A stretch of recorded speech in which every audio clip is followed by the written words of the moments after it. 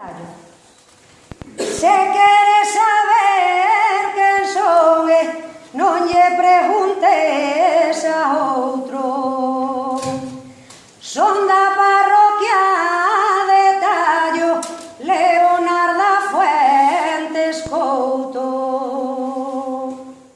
Con estes versos improvisados se presenta Leonarda de Tallo, a primeira muller regueifeira de comezos do século XX, que desafiou os homes en riba dun camarín.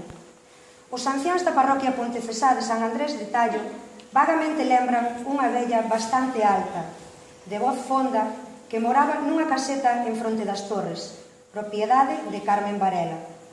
Humilde era a súa vivenda, de forma rectangular, porta de doble folla e unha soa ventá dividida, de esquerda a dereita, en leñeira, alcoba e lareira. Traballaba ao xornal nas casas dos veciños e tiña unha taberniña cunhas botellas de anís, outra de Sansón e outra de caña. Con estas 3 botellas ía ás festas de campo cunha cesta na cabeza, a Santa Margarita de Baneira, Santa Mariña de Corcoesto e San Bernardo da Zaña.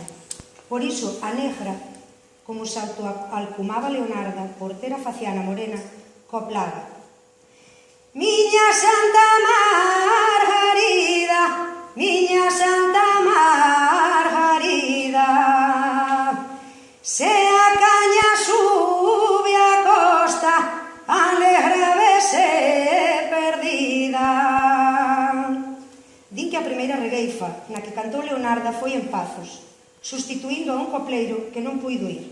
Ese día cantaron unha tarde inteira ata o amencer do seguinte, e gañou ela a disputa. Deronlle unha boneca e un biscoito.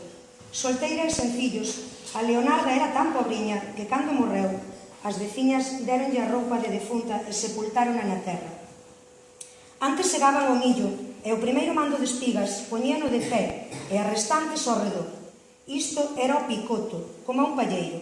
Leonarda fíxolle esta copla ás mulleres que estaban a esfollar. Saralala,